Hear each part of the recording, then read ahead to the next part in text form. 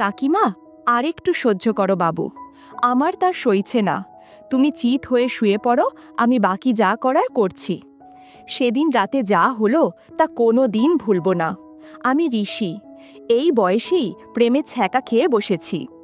উঠতি বয়সের ব্যথা ভোলাতে কিছু সহৃদয় বন্ধু এগিয়ে এসেছিল সেই সময়, তাই তাদের দৌলাতে সিনেমা দেখা শুরু হলো।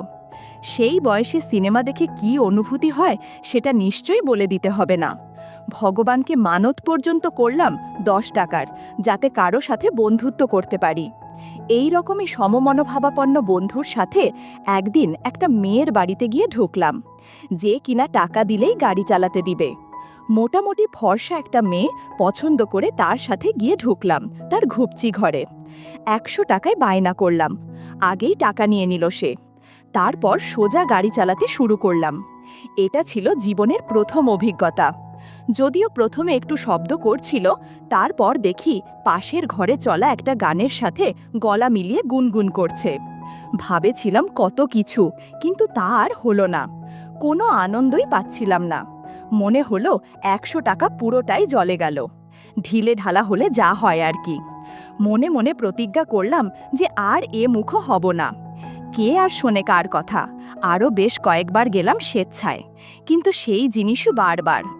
থেকে বসে রাতের বেলা আলোচনা করছি নির্ভরযোগ্য বন্ধুদের সাথে। ধুর, এদের সাথে কোনো আনন্দ নাই। এই জন্যে লোকেরা বিয়ে করে। পাপ্পু বলল, ঘরের বউরাও কোনো সাধু না। দেখিস না, ইংলিশ মিডিয়াম কলেজে বাচ্চাদের রেখে এদিক ওদিক ঘুরতে বেরোয় মায়েরা নতুন সঙ্গীর সন্ধানে। রাজু বলল, বাপুনের মাও তো আছে একই দলে। বাপুনের মা অর্থাৎ বুলা কাকিমা আমার পাশের বাড়িতেই থাকে। ওর ছেলে বাপুন আমার বন্ধু। পাড়ায় খুব একটা মেলামেশা করে না, একটু লাজুক ছেলে। ওর মাকে আমি বুলা কাকিমা বলে ডাকি। আমি কৌতূহল আটকাতে পারলাম না। রাজুকে জিজ্ঞাসা করলাম, তুই কি করে জানিস? রাজু কোনো সঠিক উত্তর দিতে পারল না। যা বলল সবই আমার জানা। এরপর অনেক অনুসন্ধান করেছি, কিন্তু কেউ কোনো প্রমাণ দিতে পারেনি যে বুলা কাকিমা সত্যি এরকম। সত্যি বলতে কি, বুলা কাকিমাকে আমার দারুণ লাগে। মুখটা পুরো মনমোহন সেনের মতো, স্টাইলিশ, চুলগুলো ঘন কালো, কাঁধ পর্যন্ত লম্বা, আর দারুণ ফর্সা। দেখলেই যেন মন ভালো হয়ে যায়। সেই কবে থেকে বুলা কাকিমাকে কল্পনা করে আসছি, কিন্তু কখন কিছু করা হয়নি। আস্তে আস্তে নিজের একটা ফ্যান্টাসির জগৎ তৈরি হলো, যে জগতে শুধু আমি আর বুলা কাকিমা। রিয়া আমার হবু বউ, ফোনে আমরা বেশ গল্পই করি। একদিন সেই রকম আলোচনায় ঘুরতে ঘুরতে রিয়া বলল, তোমাদের পাশের বাড়ির বউটা একটু অন্যরকম না? জিজ্ঞাসা করলাম, কেন? ও বলল, না, সেদিন বিউটি পার্লারে গিয়েছিলাম, দেখি উনি বিশেষ জায়গার ওয়্যাক্স করাচ্ছে। আমি বললাম, তুমি কি করে বুঝলে যে ওখানের ওয়্যাক্স করাচ্ছে? ও বলল, সবার সামনেই তো করে, শুধু টাওয়েল দিয়ে আড়াল করা থাকে। ভদ্র মহিলা খুব একটা সুবিধের না।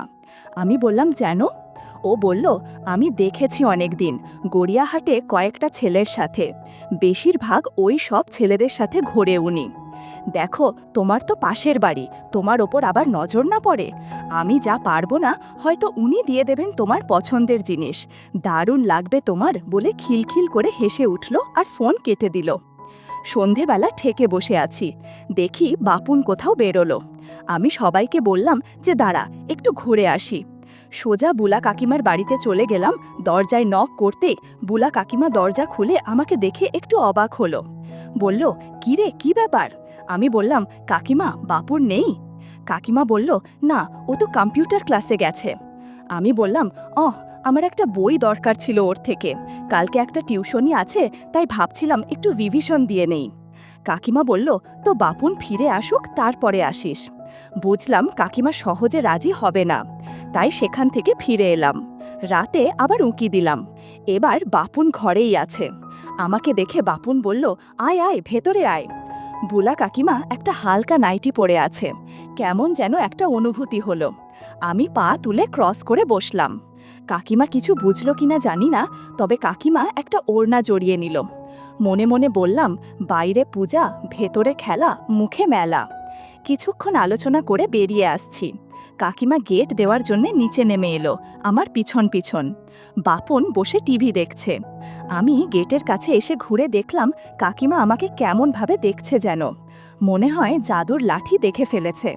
কাকিমা সেদিকে একবার আর চোখে দেখল। আমাকে জিজ্ঞেস করলো, "কি রে, তোর সমস্যা মিটেছে?" আমি বললাম, "হ্যাঁ কাকিমা।" কাকিমা বলল, "ঠিক আছে বাবা, মন দিয়ে পড়াশোনা কর।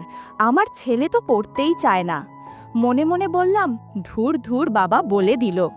চালাকি করে কাকিমাকে একটু আস্তে করেই বললাম, "সেদিন আপনাকে রবীন্দ্র সদলে দেখলাম।"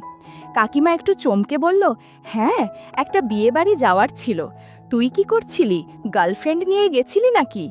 বেশ মিষ্টি দেখতে মেয়েটা, আজকে দেখলাম দুপুরে তোর বাড়িতে ঢুকতে।" আমি বললাম, "হ্যাঁ, ওকেই তো পড়াই।" কাকিমা বলল, "ও, ওকে পড়াস? বাহ, আগে তো আসতে দেখিনি কোনো দিন।" আমি বললাম, "না, আসলে মা বাবা নেই বলে আমি বাড়িতেই আসতে বলেছি কয়েকদিন।" কাকিমা বলল, "ও, তো মা বাবাকে বলে দিলেই তো পারিস। লুকিয়ে লুকিয়ে নিয়ে আসলে নানা লোকে নানা কথা বলবে, তাই না? ও একটা ইয়াং মেয়ে, বদনাম হবে, কি দরকার এসবের?" আমি বললাম, "না না, মা বাবা জানলে সমস্যা হবে।" কাকিমা বলল, "তো আমি বলে দেব তো, বল বৌদিকে।" আমি বললাম, "আচ্ছা বলো, কিন্তু আগে একটা চাকরি পায় তারপর।" কিন্তু কাকিমা, একটা কথা জিজ্ঞাসা করব ভাবছিলাম, কিন্তু সাহস পাচ্ছি না। আসলে আমার তো সেরকম বৌদি বা কেউ নেই যে জিজ্ঞাসা করব। কাকিমা বলল, "কি?" আমি বললাম, "এখন না, একটু জরুরি কথা, কিন্তু তোমাকে বলার আগে আমার মানসিক প্রস্তুতি নিতে হবে, আর কারো সামনে বলতে পারবো না।" কাকিমা কি যেন ভাবল, বোঝার চেষ্টা করলো আমার চোখ মুখ দেখে, কিন্তু ওপর থেকে বাপুনের গলা ভেসে এলো, "মা, কি হলো, এখনো গেট দিতে পারলে না?" কাকিমা আমাকে বলল, "কালকে আসিস, বাপুন না থাকলে।" আমি বাড়ি চলে এলাম। সারা রাত বুলা কাকিমাকে নিয়ে নানান ফ্যান্টাসিতে ভেসে চলল মন। পরের দিন সন্ধ্যের জন্য অপেক্ষা করে রইলাম। দেখলাম যে বাপুন চলে গেল। এখন ওদের বাড়ির দিকে হাঁটা দিলাম। কাকিমা দরজা খুলে আমাকে ভেতরে আসতে বলল। কাকিমা একটা চেয়ারে বসলো আর আমি সোফার ওপরে বসলাম। "বল, কি যেন বলবি বলছিলি কাল?" আজ খুব সুন্দর দেখছে কাকিমাকে, হয়তো বাইরে গিয়েছিল কোথাও, তাই লিপস্টিক পরা রয়েছে, সুন্দর করে চোখে কাজল দেয়া, চুলগুল বারবার কপালের ওপর এসে পড়াতে বারবার হাত দিয়ে সরাচ্ছে। সুন্দর একটা নাইটি পরেছে, হাত কাটা। কে বলবে ওনার বয়স আর আমার মায়ের বয়স একই। ওনার আমার মতোই একটা ছেলে আছে। আমি আমতা আমতা করে বললাম, "কি করে বলি বলে তো দিলাম যে আপনার সাথে আলোচনা করব, কিন্তু কিভাবে বলবো বুঝতে পারছি না আসলে।" "আরে বলে ফেল, ভাবছিস কি এত?" বুলা কাকিমা আমাকে তাড়া দিল। আমি অভিনয় করে বললাম, "আসলে কাকিমা হয়েছে কি, সেদিন যে রিয়াকে আসতে দেখলে?" কাকিমা বলল, "কি হয়েছে বলবি তো?" আমি বললাম, "তুমি বলো যে কাউকে বলবে না, তোমার ভালো না লাগলেও।" কাকিমা বলল, ঠিক আছে ঠিক আছে, তুই বল, বেশি সময় নেই।" আমি আর রিয়া বিদেশি বেলুন ছাড়াই আনন্দ করেছি। খুব ভয় লাগছে, কার সাথে আলোচনা করব ব্যাপারটা বুঝতে পারছিলাম না। বুলা কাকিমা একটু চুপ করে রইল গম্ভীরভাবে। "বুঝতে পারছি না, ঠিক হলো না, ভুল হলো তো?" কাকিমা বলল, "ওকে জিজ্ঞাসা করে নিস, ওর ডেট কবে, তাহলে বলতে পারবো।" সংক্ষেপে ছেড়ে দিল আমাকে। কি করব বুঝতে পারছি না, চলে যাব না আরও আলোচনা চালাবো। আমি উঠে কাকিমার সামনে দাঁড়ালাম। ভাবছি চলে গেলে এই শেষ, আর চান্স পাবো না, কিন্তু কি করি? কাকিমা আর চোখে আমার দিকে দেখলাম। সাহস করে বলেই ফেললাম, "ওর তো অল্প বয়স, এই বয়সে কি হতে পারে?" বোকা সেজে তবুও প্রসঙ্গটা চালিয়ে যাবার চেষ্টা করলাম। আসলে কাকিমা, আমি তো হোস্টেলে ছিলাম, তাই এত ধারণা নেই আমার। কাকিমা বলল, "ঠিক আছে, তুই জেনে আমাকে জানাস, আমি বলে দেব, ফোন করলেই হবে, এটা বলার জন্যে লুকিয়ে আসতে হবে না।" লে হালুয়া, কোনো রিয়াকশন নেই। কি হবে এবার? লাস্ট ট্রাই করি, যা হওয়ার হবে। আসলে ও এত জোর করলো, আমি থাকতে পারিনি সেদিন। এই বয়সী মেয়ে কেন যেন ভালো লাগে না। ওকে বিয়ে করে কি করে সুখী হব তাও জানি না। বুলা কাকিমা চুপ করে রইল, মুখে বিরক্তিতে ভরা। আমি এগিয়ে এলাম কাকিমার দিকে, সাহস করে পায়ের কাছে হাঁটু গেড়ে বসে বললাম, "আমার আপনাকে খুব ভালো লাগে, জানি না কেন।" খুব গম্ভীর হয়ে গেল মুখটা ওনার।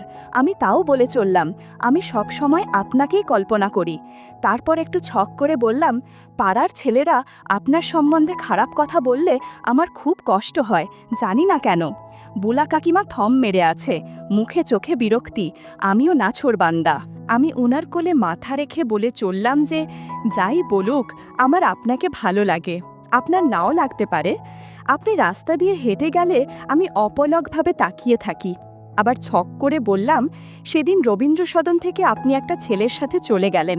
আমার বুক ফেটে যাচ্ছিল, হিংসে হচ্ছিল আমার সেই ছেলেটার ওপরে। কি করব বলুন, আমি বেকার আপনাকে নিয়ে কোথাও বেড়াতে যাব বা দামি কিছু গিফট কিনে দেব, সেই ক্ষমতা আমার নেই।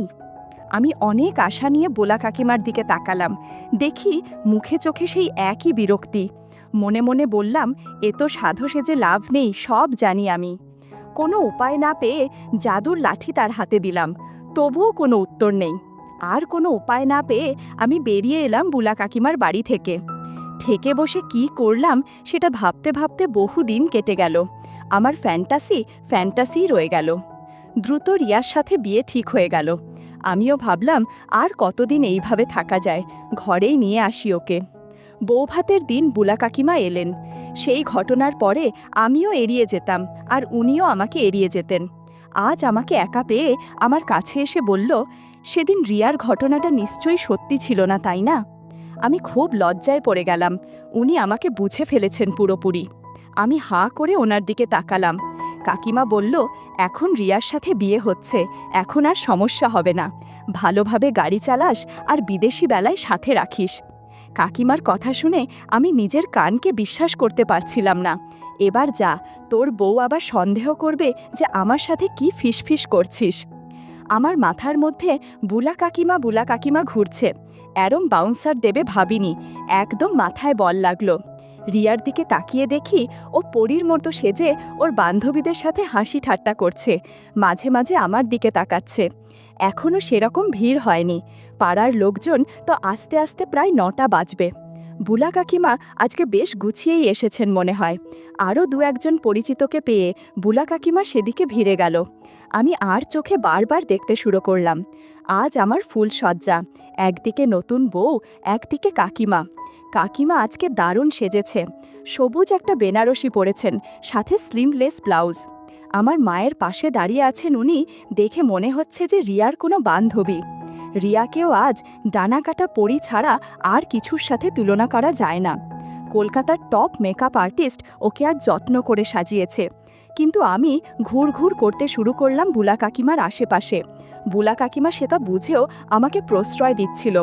জানি না কেন, কেমন একটা মনে হচ্ছিল লোকজনের ভিড় এড়িয়ে বুলা কাকিমাকে নিয়ে কোথাও চলে যাই, কিছুক্ষণ সময় কাটিয়ে আসি। সেটা সম্ভব না, ভালো করেই জানি। কাকিমা আমার দিকে কপট রেগে বললেন, আজকে তো নতুন বউ, আমার মতো বুড়ি হঠাৎ কেন পছন্দ? বলেই আমার উত্তরের অপেক্ষা না করে অন্যদিকে চলে গেল। আমি জানি এবার সময় আর সুযোগের সন্ধানে থাকতে হবে, শুধু ধৈর্য ধরে অপেক্ষা করতে হবে। আস্তে আস্তে ভিড় ফাঁকা হয়ে এলো। সবাই বিদায় নিচ্ছে নবদম্পতিকে শুভেচ্ছা জানিয়ে। বুলা কাকিমা রিয়ার দিকে এগিয়ে গিয়ে কি বলল যেন, রিয়া লজ্জায় লাল হয়ে গেল। রাতে রিয়ার সাথে অনেক সময় কাটিয়েছি, কিন্তু প্রতিবার বুলা কাকিমার কথা মাথায় আসছিল। বিয়ের পর রিয়াকে আড়াল করে করে অনেক কথা বলেছি বুলা কাকিমার সাথে। যখনই কথা হতো আমার আর রিয়ার ব্যাপারে জিজ্ঞাসা করত, আমি ভালো করে গাড়ি চালিয়েছি নাকি, এইসব। আমিও খোলামেলাভাবে গুছিয়ে বলতাম। একদিন ফোনে আমি রেগে গিয়ে বলেই দিলাম, আচ্ছা সত্যি করে বলো তো, তুমি কি আমাকে গাড়ি চালাতে দেবে না কাকি? কাকিমা বলল, সেটা যে সম্ভব না তুই ভালো করে জানিস। আমি রাগে ফোনটা কেটে দিয়েছিলাম। এরপর বহুদিন কথা হয়নি। একদিন আমি এক ভদ্রলোকের সাথে দেখা করতে টলিগঞ্জ গেছি।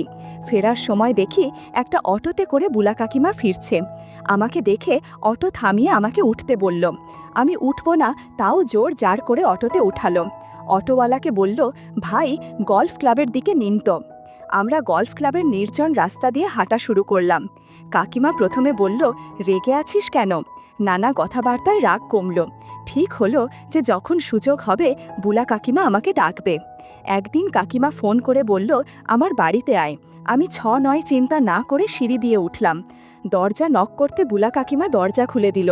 আমি থমকে গিয়ে দেখলাম যে আমার জন্যে এত আয়োজন। গাছের বাতাবি লেবু রেডি করে রেখেছে, চোখে একটা ব্লু কন্টাক্ট লেন্স পড়েছে। আইলাইনার দিয়ে সুন্দর করে চোখ আঁকা, সুন্দর একটা শাড়ি পরেছে, সাথে স্লিভলেস ব্লাউজ। আমি ঢুকেই ভালো করে দেখলাম কাকিমাকে। যুবতী মেয়ের মতো অপেক্ষা করছে আমার জন্য। বুক ধকধক করছে, এতদিনের স্বপ্ন পূরণ হওয়ার লক্ষ্যে এগিয়ে এসেছে। বুলা কাকিমা আমার দিকে তাকিয়ে আছে, আমিও ওর গভীর চোখের দিকে তাকিয়ে আছি। আস্তে আস্তে করে বলল, কিরে গাড়ি চালাবি না? বুলা কাকিমার ধৈর্য শেষের দিকে। আমি কোনো বললাম, শাড়ি আর পেটিকোট উজে নাও, তারপর এখানে বসো। কিছুক্ষণ পর গাড়ি চালাতে শুরু করলাম। কাকিমা বলল, হায় ভগবান, আমি বোধহয় শেষ হয়ে যাব, আস্তে আস্তে চালাও। ইউটিউবের করা নিয়মের কারণে কিছু ঘটনা সরাসরি বলা যাচ্ছে না। তোমরা কমেন্টে দেয়া লিঙ্ক থেকে আমার ওয়েবসাইট ভিজিট করো, সেখানে একদম মনের মতো গল্প দেয়া আছে, যেগুলো ইউটিউবে পাওয়া যায় না। সারা ঘরে অদ্ভুত শব্দ। কাকিমাকে বললাম, প্লিজ চেঁচামেচি কর না। উপায় না পেয়ে কাকিমার মুখে একটা রুমাল দিয়ে দিলাম। আরও 20 মিনিট পর কাকিমাকে বললাম, আশীর্বাদের প্রসাদ খাবে নাকি? কাকিমা একবারে তৈরি হয়ে গেল। তারপর কাকিমাকে প্রসাদ খাইয়ে আশীর্বাদ করে বললাম, ভগবান তোমার মঙ্গল করুক। একটু পর আমরা সেখানেই বিশ্রাম নিচ্ছি। কাকিমা বলল, রিয়ার কি হবে? আমি বললাম, কি হবে আবার, ও আমার সাথেই থাকবে। রাতে ওর সাথে সময় কাটাবো, তুমি কোনো চিন্তা করো না, আমি তোমাকেও সময় দিব। সেদিন রবীন্দ্র সদনে ওই ছেলের সাথে কি করছিলে বলো তো? কাকিমা বলল, এতক্ষণ যা করেছি ওই ছেলের সাথে ঠিক একই কাজ করেছি। রবীন্দ্র সদনের পূর্ব দিকে একটা ফাঁকা পরিত্যক্ত বিল্ডিং আছে, ওইখানে প্রায় দিনই আমি যাই কারো না কারোর সাথে। আমি বললা, কেন কাকাবাবু তোমাকে সময় দেয় না গো? কাকিমা বলল, তোর কাকাবাবুর কথা ভুলে যা, কাজে যায় আসে, 3 বেলা খাবার খায় আর ঘুমায়, আমার দিকে ফিরেও তাকায় না। আমারও তো কিছু দরকার, তাই না বল? তাছাড়া তোর বয়সের ছেলেদের সাথে বন্ধুত্ব করতে আমার ভালো লাগে। আজ পর্যন্ত যতজনের সাথে বন্ধুত্ব করেছি তারা সবাই তোর বয়সের। শোনো কাকিমা, আজ থেকে তুমি শুরু, আমার সাথে থাকবে, ওদের কথা ভুলে যাও। কাকিমা জাদুর লাঠি ধরে প্রতিজ্ঞা করল, এখন থেকে আমার সাথে সময় কাটাবে, আর যখন দরকার হবে তখন বাড়িতে ডেকে নিবে। সেদিনের পর থেকে আমার বউ রিয়ার পাশাপাশি কাকিমার সাথে সংসার করতে শুরু করলাম।